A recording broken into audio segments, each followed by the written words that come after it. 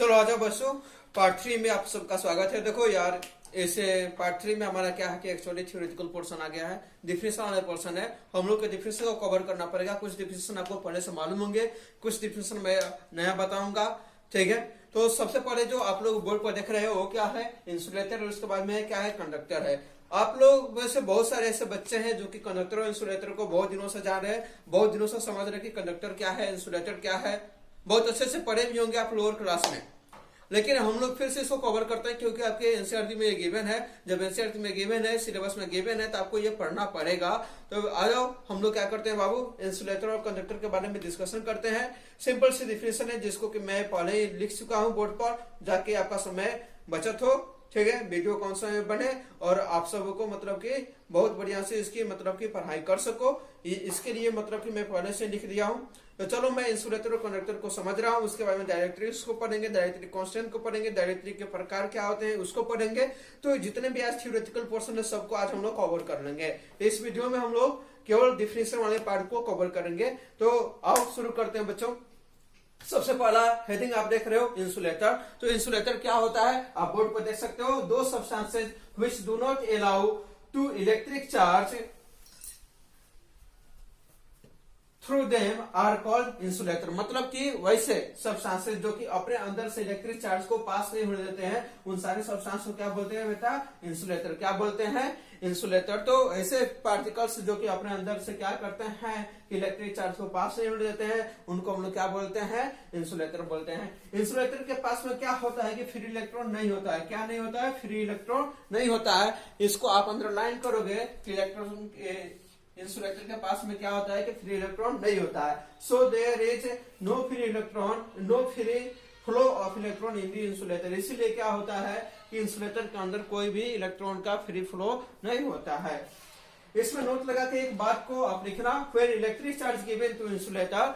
जब हम क्या करते हैं कि इंसुलेटर को क्या करते हैं कि हम इलेक्ट्रिक चार्ज देना चाहते हैं, तो क्या होता है कि वहां पर जैसे कि रबिंग के द्वारा ये मतलब कि देना चाह रहे हैं, तो रबिंग के द्वारा हम इंसुलेटर को चार्ज देना चाह रहे हैं, तो क्या होता है, चार्ज क्या होता है कि फिक्स रहता है, एक ही प्लेस पर रहता है। जिस प्लेस पर तुम देना चाहो उसी प्लेस पर क्या रहता है, ये चार्ज फिक्स रहता है, अगले प्लेस पर वो मूव नहीं हो पाता है, ठीक है। ये भी कारण है कि मतलब कि क्या होता है कि फ्री इलेक्ट्रॉन नहीं होता है, इसीलिए मूव नहीं कर पाता। क्लियर। आगे आ जाओ, तो अगला हेडिंग है कंडक्टर। क्या है, कंडक्टर। कंडक्टर क्या होते हैं कि वैसे सब्सटेंस जो कि इलेक्ट्रिक चार्ज को क्या करते हैं कि अपने अंदर से पास होने देते हैं, फ्लो होने देते हैं, उनको क्या बोलते हैं हम लोग, कंडक्टर बोलते हैं। तो दो substances which allows electric charge to pass through them are called conductor, ठीक है। In fact in the conductor large number of free electron, बेटा अंडरलाइन करना, large number of free electrons are found. These electrons are responsible for conduction nature in the conductor।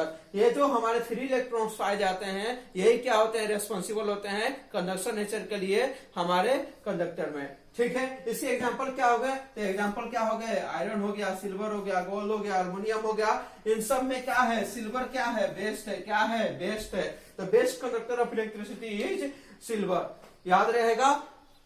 चलो ठीक है, हम लोग इसको समराइज कर लेते हैं। कंडक्टर क्या है, इंसुलेटर क्या है। इंसुलेटर क्या है, जो कि अपने अंदर से इलेक्ट्रिक करंट को नहीं पास होने देते, उसको क्या बोलते हैं, इंसुलेटर बोलते हैं। इंसुलेटर में फ्री इलेक्ट्रॉन्स नहीं पाए जाते हैं। कंडक्टर क्या होता है, जो कि अपने अंदर से इलेक्ट्रिक करंट को पास होने देते हैं, उनको क्या बोलते हैं, हम लोग कंडक्टर बोलते हैं। कंडक्टर में फ्री इलेक्ट्रॉन्स पाए जाते हैं।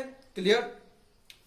सबसे बढ़िया कंडक्टर कौन सा है, तो सबसे बढ़िया कंडक्टर हमारा क्या कौन सा है, सिल्वर है, ठीक है।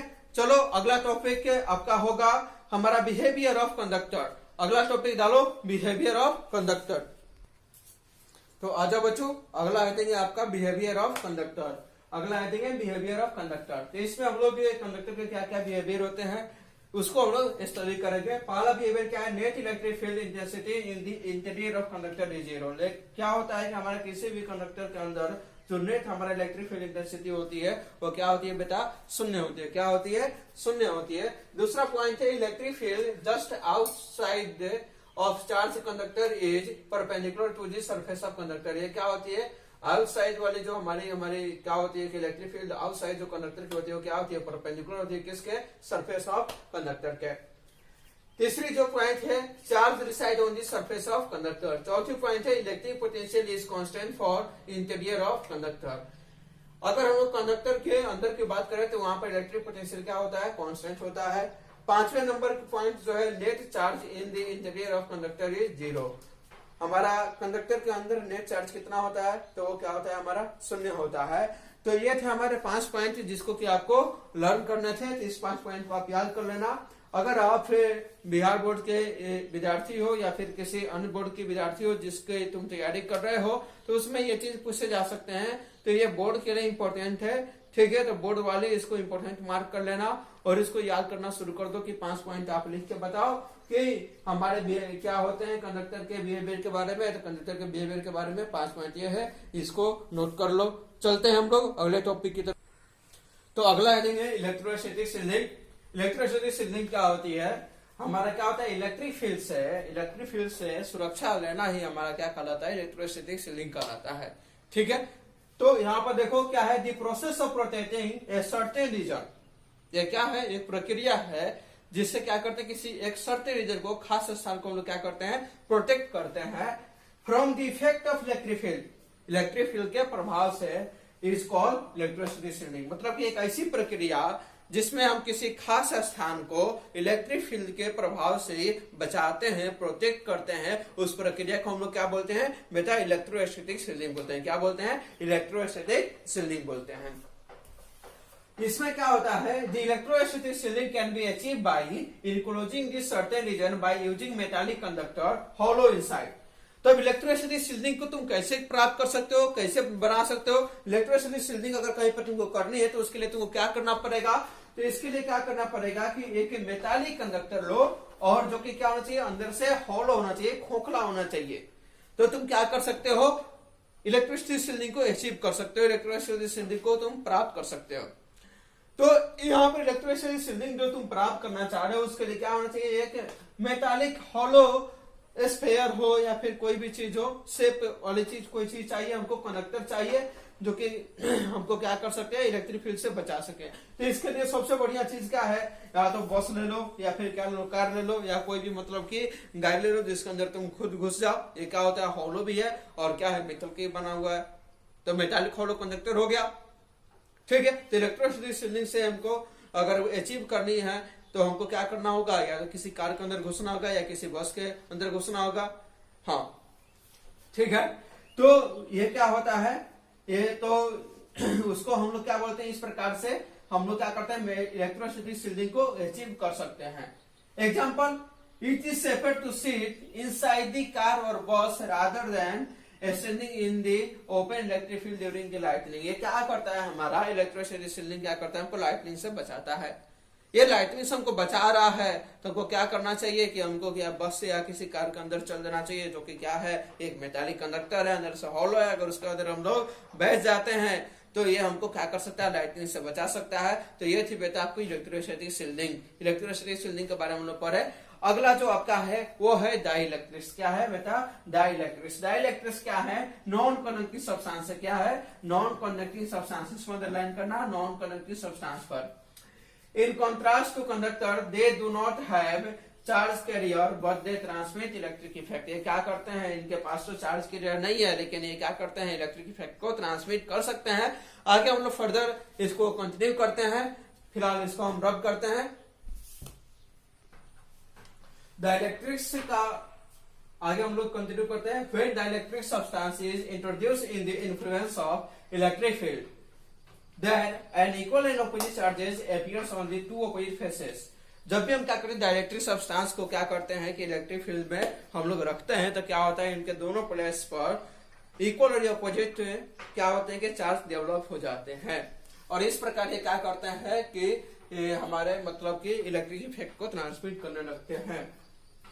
एग्जाम्पल के तौर पर क्या हो जाएगा, हमारा ग्लास हो जाएगा, माइका हो जाएगा, पेपर हो जाएगा। ये सारे कॉमन एग्जाम्पल है डाइइलेक्ट्रिक्स के, ठीक है। नोट डाल के एक चीज हमने ये सब बताई है, इसको देखो।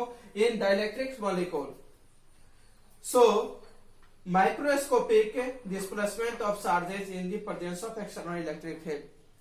क्या होता है कि जो हमारे ये डाइलेक्ट्रिक्स मॉलिक्यूल्स है, ये इलेक्ट्रिक फील्ड जब एक्सटर्नल इलेक्ट्रिक फील्ड के प्रेजेंस में रखा जाता है तो इसमें माइक्रोस्कोपिक डिस्प्लेसमेंट देखने को मिलता है। उसके बाद में आपका अगला हेडिंग है डाइलेक्ट्रिक स्ट्रेंथ। क्या है बेटा? Dielectric strength. डाइलेक्ट्रिक स्ट्रेंथ क्या है? ये maximum value of electric field है। The maximum value of electric field up to which they maintain their insulating behavior is called dielectric strength। मतलब कि जो कोई भी डाइलेक्ट्रिक सब्सटेंस है, ठीक है, वो क्या करता है कि जब एक maximum value of electric field लगाते हैं डाइलेक्ट्रिक सब्सटेंस के ऊपर, तो जब तक अपने इंसुलेटिंग बिहेवियर को बनाए रखता है तब तक के मतलब तब तक के उसको हम लोग क्या बोलते हैं? डाइलेक्ट्रिक स्ट्रेंथ बोलते हैं। ठीक है, आफ्टर दैट वो क्या करता है कि एक कंडक्टिंग बिहेवियर को शो करने लगता है। अगर हम लोग और इलेक्ट्रिक फील्ड को बढ़ा देते हैं तो जिसको बोलते हैं हम लोग ब्रेक डाउन ऑफ मीडियम, जिसको क्या कहते हैं हम लोग? मीडियम का ब्रेक डाउन बोलते हैं। ठीक है, तो maximum value of electric field up to which they maintain, they से मतलब है dielectric substance, they are insulating behaviour, मतलब कि एक इतना मतलब कि एक अधिकतम इलेक्ट्रिक फील्ड का अधिकतम वैल्यू जिस पर कि क्या करते हैं डाइलेक्ट्रिक सब्सटेंस अपने डाइलेक्ट्रिक बिहेवियर को बनाए रखते हैं, उसको हम लोग क्या बोलते हैं? डाइलेक्ट्रिक स्ट्रेंथ बोलते हैं। क्या बोलते हैं? डाइलेक्ट्रिक स्ट्रेंथ बोलते हैं। अगर और ज्यादा हम इलेक्ट्रिक फील्ड को बढ़ा दें तो क्या होगा? ब्रेक डाउन ऑफ मीडियम शुरू हो जाएगा। और ब्रेक डाउन ऑफ मीडियम में होता क्या है कि वो कंडक्टिंग नेचर को शो करना शुरू कर देते हैं। ठीक है, इसकी एक यूनिट है, इसकी ऐसा यूनिट क्या है? V बता M। प्रैक्टिकल यूनिट क्या होती है? K V बता MM। ठीक है, आगे हम पढ़ेंगे टाइप्स ऑफ डाइलेक्ट्रिक्स। तो हमारे पास दो प्रकार के डाइलेक्ट्रिक्स होते हैं, एक पोलर डाइलेक्ट्रिक्स, एक होते हैं नॉन पोलर डाइलेक्ट्रिक्स। तो आइए उन दोनों को भी देख लेते हैं। तो टाइप्स ऑफ डाइलेक्ट्रिक्स हमारे कितने होते हैं? दो। पहला क्या होता है? Polar dielectrics. दूसरा क्या होता है हमारा? नॉन पोलर डाइलेक्ट्रिक्स, जो कि आपके बोर्ड पर देख रहे हो कि लिखा हुआ है There are two types of dielectrics. First polar dielectrics, second non-polar dielectrics. Polar dielectrics में क्या होता है? इसके पॉजिटिव और नेगेटिव सेंटर जो होते हैं ये कभी भी आपस में कोइंसाइड नहीं करते हैं। नॉन पोलर में क्या होते हैं कि दोनों पॉजिटिव और नेगेटिव सेंटर दोनों क्या होते हैं कि कोइंसाइड कर जाते हैं। ठीक है, एक सा एग्जांपल हो जाएगा आपका CO2 NH3 NH2O, और नॉन पोलर का एग्जांपल होगा N2 CH4 और C6 H6। क्लियर? तो चलिए आज बच्चों हम लोग इतना ही रह जाते हैं, और हमने इस सेक्शन में पूरा थ्योरेटिकल पोर्शन को, डिफिनेशन वाले पोर्शन को कवर करने की कोशिश की है। तो आशा करते हैं कि आप लोग इसको पढ़ोगे और थ्योरेटिकल पोर्शन पर भी ध्यान दोगे, क्योंकि बोर्ड का एग्जामिनेशन जिनको देना है उनके लिए थ्योरी क्या है कि बहुत जरूरी है। ठीक है, तो आगे हम लोग आज इतना ही रहने देते हैं। नेक्स्ट वीडियो में फिर हम मिलेंगे, तो वहां पर हम लोग बात करेंगे टाइप्स ऑफ कैपेसिटर की। ठीक है, कैपेसिटर की सीरीज में पैरेलल कॉम्बिनेशन की। ठीक है, तो आज के लिए हम लोग इतना ही रहने देते हैं। चलिए भाई साहब, घर पर बने रहिए आप लोग। ठीक है, और सुरक्षित रहिए, जहां भी रहिए, अपनों का ख्याल रखिए, अपना ख्याल रखिए। चलिए, धन्यवाद।